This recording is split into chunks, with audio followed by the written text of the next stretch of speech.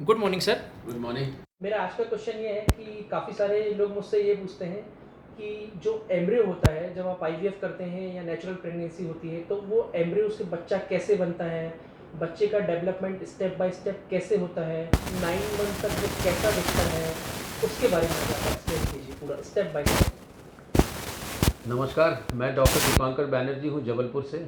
Ideal fertility एवं IVF and genetics centre private limited का संचालक। मेरी वाइफ डॉक्टर रिंकू बहुत अच्छी पैथोलॉजिस्ट और एम्ब्रियोलॉजिस्ट हैं। ईशानी बहुत अच्छी मॉलिकुलर बायोलॉजिस्ट और एम्ब्रियोलॉजिस्ट हैं। हम रेगुलरली आईवीएफ करते हैं और मैं फीटल मेडिसिन में स्पेशल इंटरेस्ट रखता हूँ। फीटल मेडिसिन का मतलब ये होता है कि आप जो गर्भस्थ शिशु है उसके बारे में जानना और उसके बारे में जिज्ञासा रखना, उसमें क्या प्रॉब्लम हो रही है उसके बारे में जानना, उसको ठीक कर सकते हैं कि नहीं वो जानना। बात ये आती है कि बहुत कॉमन क्वेश्चंस होते हैं कि जो पेट में बच्चा पल रहा है माँ के, उसका बच्चा किस महीने में कैसा दिखता है और कितना बड़ा होता है, उसमें कौन कौन से अंग आते हैं। मैं वो थोड़ा डिटेल में, क्योंकि मिस्टर देवेन हमसे कई बार ये बोल चुके हैं कि ये वीडियो बहुत डिमांडेड है, तो मैं वो बना रहा हूँ। चूँकि मैं वो काम करता हूँ तो मैं आपको दिखाता हूँ कि कैसे एक बच्चा शुरुआत कहाँ से होती है। तो चूंकि हम आईवीएफ करते हैं तो मैं आपको दिखा रहा हूँ कि जो हम आईवीएफ में ये हमारे मैं सबका रिकॉर्ड रखता हूँ जितने भी हैं। तो एक पेशेंट का मैं आपको दिखा रहा हूँ जिसके बहुत सारे ब्लास्टोसिस्ट बने थे। हाँ, ये आप देखेंगे, ये जो वीडियो है, इस वीडियो में आप देखोगे तो आपको एक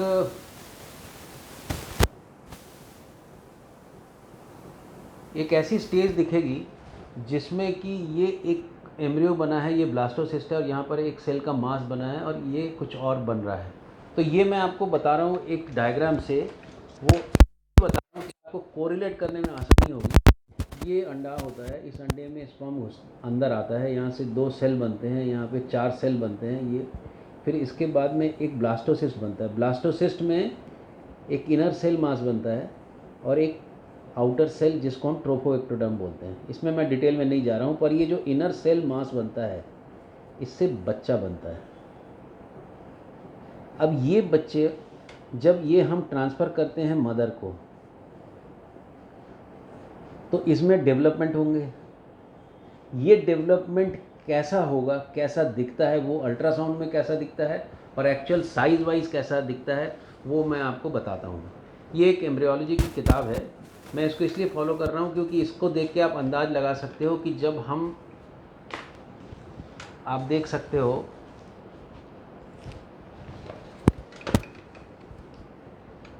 यहाँ पर फर्टिलाइजेशन हुआ, ये काम हमने शरीर से बाहर किया। यहाँ पर ब्लास्टोसिस्ट बना, ये ब्लास्टोसिस्ट बना, ये ब्लास्टोसिस्ट हमने बाहर बनाया, ये आपको दिख रहा होगा। ये ब्लास्टोसिस्ट जब यहाँ के बच्चेदानी में बैठता है तो फिर इसमें माँ की एंडोमेट्रियम उसको पकड़ लेती है, फिर इसमें ग्रोथ होती है। ग्रोथ होते होते ये पीरियड जब मिस होता है उस समय की स्थिति ऐसी रहती है।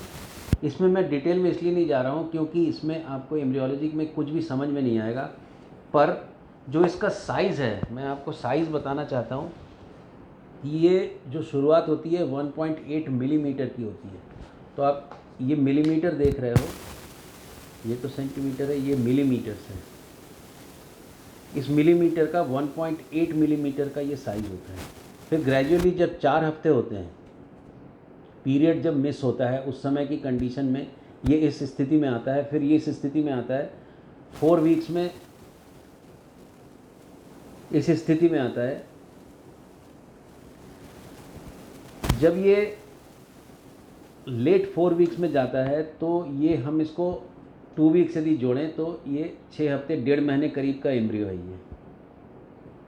अब इसका आप साइज़ देखोगे तो ये 5 मिलीमीटर के बराबर होता है, इतना सा होता है। अब इतने से एम्ब्रियो को जब हम अल्ट्रासाउंड में देखते हैं तो मैं वो अल्ट्रासाउंड भी आपको दिखा रहा हूँ कि हम अल्ट्रासाउंड में उसको कैसे देखते हैं।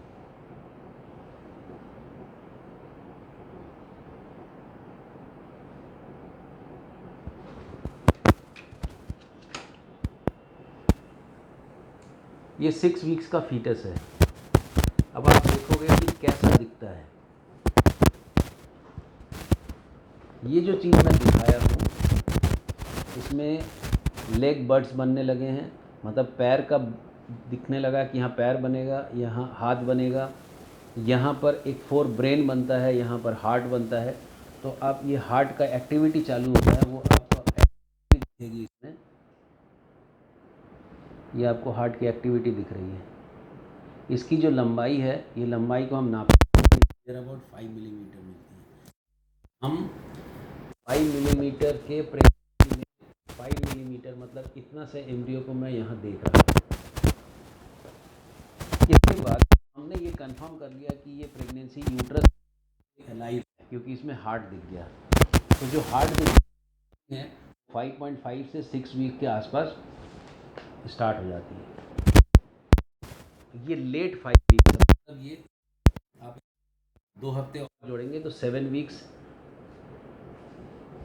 ये 8 वीक्स, ये 10 वीक्स का, ये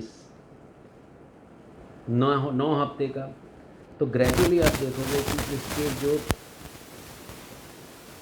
पैर और हाथ के बड्स हैं वो इम्प्रूव होने लगे। इसकी साइज़ कितनी हो गई? 10.5 मिलीमीटर, मतलब 1 सेंटीमीटर से इतना हो गया। फिर जब ये 8 हफ्ते में आया तो 8 हफ्ते में हम उसका हाथ का भी देख सकते हैं, पैर का भी देख सकते हैं, फिर एक सिप टाइप का बनने लगता है। और इसका जो साइज़ है वो 13.4 मिलीमीटर, मतलब यदि आप इसको 10 मिलीमीटर देखोगे तो इतना बड़ा होता है। ये करने के लिए मैं बता रहा हूँ कि पेशेंट को ये समझ में नहीं आता कि उसका बच्चा अंदर कितना बड़ा है। इसको देखता हूँ,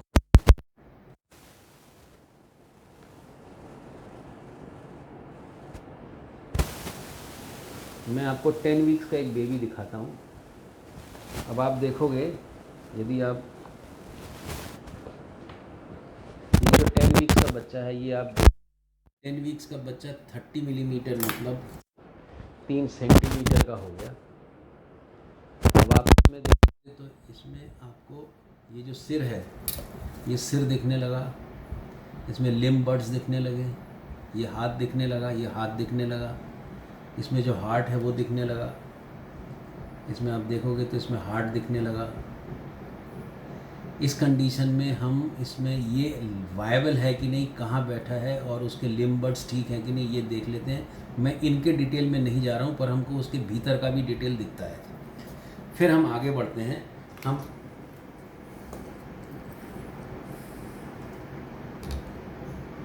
8 वीक से अब ये CRL जो क्राउन रम्प लेंथ है, उस लेंथ के हिसाब से हमने उसको लिया। तो ये 17 वीक्स का, नॉर्मली हम 10 वीक्स से लेके 11 वीक्स से लेके 13 वीक्स के बीच में एंटी स्कैन करते हैं। जो एंटी स्कैन होता है, मैं आपको एक कोशिश करता हूँ कि मैं आपको इसमें दिखाऊँ। ये एक पुरानी तस्वीर है, आप देख सकते हो, ये 3D पिक्चर है। एंटी स्कैन का डेट क्या था? 17/11।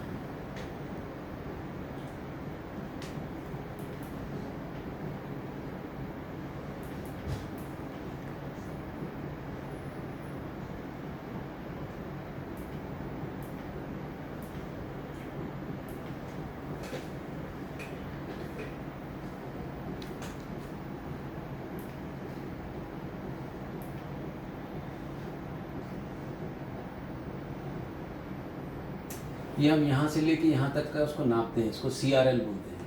आप देखोगे ये 62 मिलीमीटर का है। यदि मैं आपको स्केल उठा के दिखाऊं तो इसकी जो लंबाई है 6 सेंटीमीटर के आसपास इतना बड़ा रहता है। ये 12 वीक्स की प्रेगनेंसी।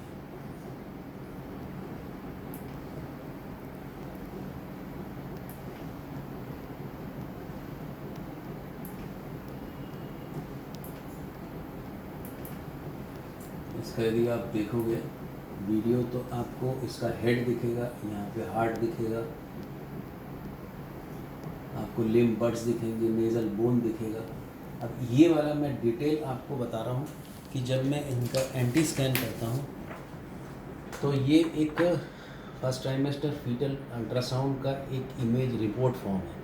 ये international society of obstetric gynae की एक चेकलिस्ट है जिससे हमको देखना पड़ता है, प्लस हमको एक न्यूकल ट्रांसलूसेंसी स्कैन करनी पड़ती है कि इसमें एन्यूप्लॉइडी है कि नहीं, डाउन सिंड्रोम का खतरा है कि नहीं, दूसरे डिफेक्ट हैं कि नहीं, इस समय इसका डबल मार्कर, इस समय इसका यदि ज़रूरत पड़े तो हम कोरियन बायोप्सी, इस समय यदि ज़रूरत पड़े तो हम और डिटेल क्रोमोसोमल माइक्रोएरे टेस्ट, ये सब करते हैं ताकि यदि कोई जेनेटिक डिजीज़ है, थैलेसीमिया, सिकल सेल एनीमिया या कोई डूशेन मस्कुलर डिस्ट्रॉफी, बहुत सारी चीज़ें हैं जिनका हमको डायग्नोसिस करना होता है कि इस बच्चे में है कि नहीं, वो इस स्टेज में की जाती है। इस स्टेज के बाद मैं आपको दिखाता हूँ कि हम जब टारगेट स्कैन करते हैं तो वो कैसे हम पहुँचते हैं। ये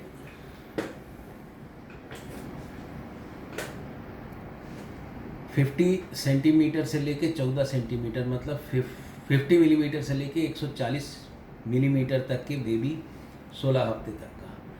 फिर आप देखोगे तो ये 17 वीक्स मतलब 19 वीक्स के आसपास का बच्चा ये ऑलमोस्ट बन जाता है। इस समय हम टारगेट स्कैन करते हैं। ये टारगेट स्कैन में हमें ये देखना रहता है, ये भी आपको मैं बता देता हूँ। ये मिड ट्राइमेस्टर टारगेट स्कैन का रहता है कि हम इस टारगेट स्कैन में क्या क्या देखें।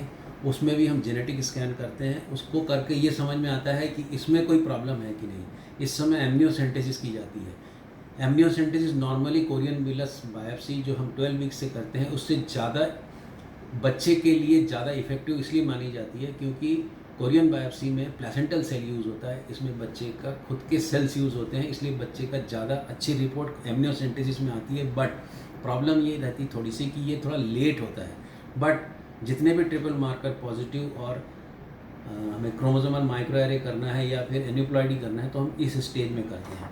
इस स्टेज में जो बच्चा होता है वो ऐसा दिखता है। इसमें आपकी जो इसकी जो लंबाई रहती है 15 सेंटीमीटर से 28 सेंटीमीटर, मतलब यदि आप स्केल रखोगे तो आपको जो बच्चा है वो इतना बड़ा, बट इसको अब नापना मुश्किल होता है लंबाई में क्योंकि वो बच्चा मुड़ने लगता है। फिर आप और यदि आगे बढ़ोगे तो ये लेट फीटल पीरियड है, ये 31 वीक्स से लेके 38 वीक्स, मतलब इसके बीच में से और इसके बीच में एक बहुत सारे चीज़ों से गुजरता है। और यदि आप फीटल वेट देखोगे तो नॉर्मली 28 वीक्स में मतलब 7 महीने में ये 1000 ग्राम मतलब 1 किलोग्राम का होता है। इस समय यदि आप देखोगे जब हम एंटी से टारगेट स्कैन करते हैं तो 500 ग्राम से 600 ग्राम के बीच में होता है। एंटी स्कैन के समय ही बच्चे में सारी चीज़ें बन चुकी होती हैं, मतलब उसका सिर, हाथ, पैर, हार्ट सब कुछ सब बन जाता है। लोग बोलते हैं कि कई बार कि हार्ट इतने देर से कब आता है, तो हार्ट 5.5 से 6 वीक्स मतलब आपके पीरियड मिस होने के 10 दिन के भीतर हमको दिखने लगता है।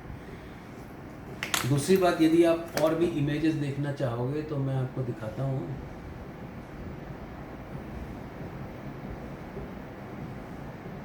हम